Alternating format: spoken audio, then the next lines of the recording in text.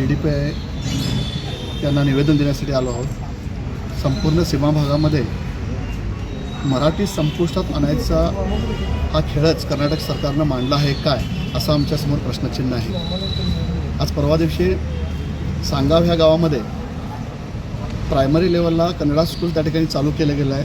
अवघी 3 ते 4 मुलं त्या ठिकाणी आहेत। मात्र मराठी शाळेच्या प्रिमायसिसमध्ये ती शाळा त्यांनी चालू करायचा घाट त्या ठिकाणी सुरुवात केलेला आहे। त्याला विरोध आपण केलेला आहे, कारण त्या ठिकाणी शिक्षक नाही आहेत, आमच्या मुलांना बसायला जागा नाही, वर्ग अपुरे आहेत, तरीसुद्धा त्या ठिकाणी कन्नडा विषयाचा एक वर्ग चालू करायचा प्रयत्न कर्नाटक सरकार करत असताना मी पाहतो आहे। तर आम्हाला या कन्नड भाषेला विरोध नाही आहे, कन्नड तुम्ही जरूर शिकवा, पण तुमची एक प्रिमायसिस वेगळी करून त्या ठिकाणी तुम्ही शिकवायचा प्रयत्न करा।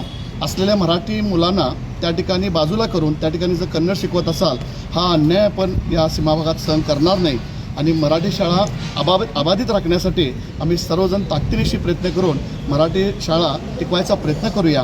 आणखीन आता बेळगाव शहरामध्ये सुद्धा तीच परिस्थिती आहे। आज येळ्ळूर, खानापूर ह्या ठिकाणी सुद्धा असेच प्रयत्न चालू आहेत, ते सुद्धा आम्ही आणून पाडायचा प्रयत्न करणार आहे।